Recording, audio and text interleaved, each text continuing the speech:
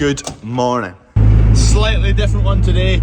Just going to sort out the cattle this morning, then I'm heading off to Dundee / St Andrews to a brewing company called St Andrews Brewing. Still in the process of filling up a water trough with IBCs. Need to get on the end of the shovel and start digging to find out where the old line is.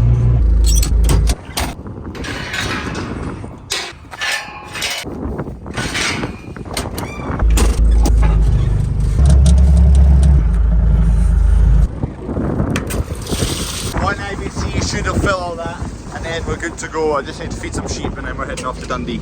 Job done.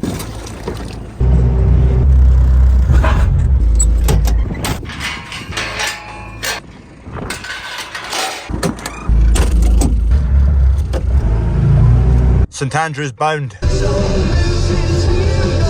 Woman of wonder, trust me, when that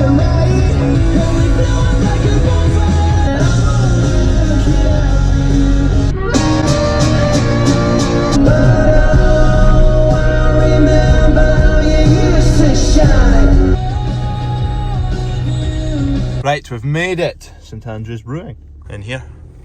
They've got a few different kind of offices and bits. This is obviously where they actually brew. Okay, I'm here at St Andrews Brewing. I've just had a quick spin round here where they brew the lager, the beer, the ales, all that.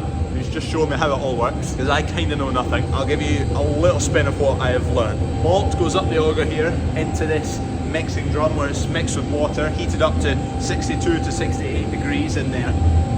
Mix and mix and mix. The bottom of it is a grid, and they basically then cycle the liquid through, and all the husks of the barley then make a separate filter, and they keep going until the liquid becomes quite clear. Then they shift it over to this tank. Big old kettle here, coil at the bottom, so they boil it all in here. I think he said for an hour. Then it gets pumped out through that heat exchanger where it is cooled to beer is 10 to 12 degrees. Then it goes into the fermenting tanks, 8 fermenting tanks. Beer would then sit in these fermenting tanks for minimum 2 weeks. With ales and more hoppier things like that, they sometimes need longer. I'm going to head into the office with Douglas, who's the brewer here, and we're going to come up with hopefully a recipe and try a few things, hopefully end up with a CrawfordsFarm lager. Don't know what to call it yet. I think I've got a couple of names. Maybe just Farmer's Lager. Farmer's Lager. Pint of Farmer's Lager. This is awesome. I love stuff like this. Anyway, let's go and figure out what I'm looking for. Last night, she said, oh, baby, I don't feel so down. Right. Job done at St Andrews Brewing. So basically gone through what I fancy in a lager, how we're going to produce it, time scale, not going over any pricing yet, so that'll be an interesting one. I want to get something done for Christmas, so if we can get something up and running for start of December, that'd be great. I've learnt a lot this morning all about lager. I'm not gonna lie, I knew nothing about it beforehand. Effectively, we've already got barley that's been malted. It's our barley, it's just been malted by someone else, sold to someone else, and then sold back to me. Cans or bottles? There's the big question. Cans are probably cheaper, easier to post. Bottles are, I think, nicer to drink out of. Food for thought. Right, back from St Andrews. Looking at the sunflowers just now, they're thick as anything. They're looking very much like the first year we planted them, where they were bomb-proof. They were phenomenal, thick. Oh, they're brilliant. It's too windy out there just now, but basically the sunflowers, last year we did an outline of Scotland in the sunflowers. The first year was just random. This year is also just going to be random. We'll go next year with a big grand drawing, but this year is just going to be a nice random path. Makes it easier for me. If you don't know, basically we cut a path into the sunflowers. We put in 4 or 5 different games for kids to play in the sunflowers. Going to add a few more things this year. We're trying to maybe do like an evening event style thing on the weekends when there's good weather, where it'd be like have a few drinks and like a platter of ham and nice stuff. Maybe thinking about doing that in the evening. So we've applied for an extension to our booze license in the farm shop to cover all that if we decide to do it. So we're trying to think up new ideas. I've found the exact trailer I'm needing, minus an axle. This will probably be a 22-ton trailer. We just need a kind of 16-ton probably, so twin axle. Ramps, same length, Stewart trailer, blue. Hey dogs. Maybe an 8S on the front. Never driven one of them. I've sat in a cab of one, but I've never driven one. Looks smart. Yeah, there you go. 22-ton. It's all shackled into the chassis because you're not really meant to use hooks anymore like that. So you shackle onto the actual chassis and you're good to go. Well, well, well. I'm glad they're not my cattle. Oh heck. how's this going to play out? 2 farmers at the back, so the farmers have got it all, well, under control. I think they're just getting shifted field, because this car's part of the squad. Yeah, they're just moving field. Yeah, I like it, down the main road, no messing about. Oh, beasts. Nice looking beasts. Off to their new grass, I think. Quick trip to Kinross to pick up some peonies flowers for the farm shop. Hey Betty! Home we go. Back to get more water. Oh, I really need to sort that water trough. Top this up again. Cows were getting on absolute cracking in here. Just after there was a bit of rain, there's been a nice flush of grass, so they're fine for grass now. These bulls actually both need swapped around now. So it's been 7 weeks. I basically want to swap them so that if one of them isn't firing right, so Angus bull there, Simmental bull in the other field, say the Simmental's not working and he wasn't hitting any of those cows, swap that, he'd get 3 weeks in with the others, and in 3 weeks generally they can hit about 65% of the cows, so you wouldn't end up with a total loss. They'll hit 65% of them, and there's 21, 22 cows in there, so 12, 13 cows would get in calf out of them all rather than having a whole lot empty. 1 times shiny digger has arrived. I'm on my holidays. I'm not filming anything.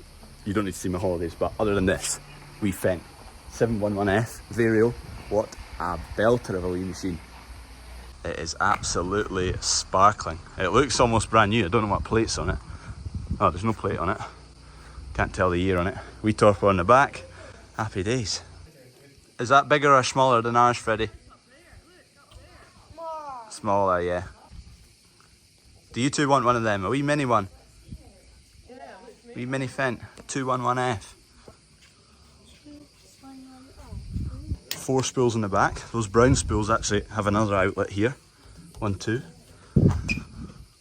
Any spools on this side as well? Oh, there you go. Spools also come out the side here. There you go. Gen 7 cab. Slightly more simplified for a smaller machine. Uh-oh, what have I found? I'm not even looking at this Yamaha, ignore that. Look at that, a 260V. Never seen one of them. Are you getting in, Freddie? Go and stand up in there. You like that one? Yeah. That is a lovely vintage looking machine. What year will that be? Someone who knows, put it down below. Oh, seat's seen better days. Is it needing fixed, Freddie? Yeah. You gonna fix it? Can you drive this tractor?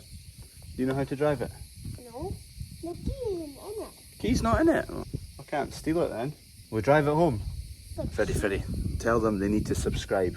Tell them we need 20,000 subscribers. Right, you tell them, please. Crawford needs 20 subscribers. 20 subscribers? No, 20,000, Freddie. 20,000 subscribers. Right, I've just been dropping off wheels at McConaughey's to get changed. I've nipped into TePari because they're right next door, and they asked at the show, they said, come and have a wee look around at all the bits and bobs going on. So they're building crushers at the moment, so they're all shipped from New Zealand in containers, and as you can see, so that's the headstock there, and then the sides all come like in the container, bang, bang, bang, bang, 10 sides. Whack a headstock on, whack a tailgate on. Beefy machines, these, very, very nice. Probably more known in the UK for their sheep kit. There's a lot of sheep kit about. You'll have seen, if you watch Cammy's Sheep Game, he's got a big TePari race, a Racewell. Don't know if it's an HD4, don't know the model, but they're very lovely pieces of kit. Tempting, isn't it? They're all built in. This one's obviously running off of air. There's a compressor there. So they do a squeeze contraption. They then tilt and fold over if you want access to feet. You've got the control dials here to control all. A lot of them are tuned in now so that the weigh scales are connected to EID tags. Then they whack that weight onto whatever software you're using, or you download the information and put it onto your software to weigh your sheep, weigh your cattle. Bit of an upgrade from what we're doing anyway, which is moving a crush about with a forklift and dumping it in a field and trying to push cattle into it. One thing on EID tags, so they're more common in sheep and whatnot, but as of January 24, so January coming, all newborn cattle in Scotland must be done with an EID tag. Not the rest of the UK, just Scotland. Slightly annoying, but it's the way we're going to have to go. Hey ho. And then after that, by 2026, I think it's 26, basically everything in Scotland, cattle-wise, needs to be, I think I've got that right, needs to be EID tags. So we're going to have to start looking at EID tags soon. EID, electronic identification device. So it's basically like a microchip that has all the information for the cattle beast. So like yourself, you've got a passport. Basically, it's putting that passport on your lug. So the cattle have a big tag at the moment that have a number on them, and that is the number that's on their passport. Now it's basically putting that passport on their ear as well. They've just had a delivery like last week, so they're just making up cattle crushes, making up sheep crushes on the tools, I think, on the spanners. Here is their actual cattle crushes. So this is a Titan. So we have various different models. We've got a Titan, they've got a Taurus. How do you say that model? Taurus. You've got a Taurus there, and then they've got another wee, this is a wee kind of more compact Titan. I love their gates. The handles, you just pull them up and that's it's cam, works on a cam action there. They're all bushed with plastic so they don't rattle so much. I want one. These are the sheep systems they use. So right now they're doing these trailers, right? So these just jack up and you slot some wheels on the side and then you can tow that about. So they've actually just started doing another system where it's like a proper flatbed, similar to like an I for Williams trailer, but not an I for Williams, with a roller bed, and the whole system then just rolls off the trailer when you get to the field, and then when you put it back on again, there's a strap that you wind up and it just winds it back on, because the weight of them is kind of almost over the limit of a non-brake trailer. So if you wanted to put on hurdles and take them with it, it's technically not legal. So they've designed a new system for their trailer system so that you can then chuck loads of hurdles in there, chuck your dip or chuck whatever sheep stuff you need for them. The next step they're trying to do is put that on a trailer that you can take to a field. Awesome. Nice to see. I love big machinery. Anyway, as tempting as it is, I better get moving before I spend any more of the farm's money. Been bankrupt.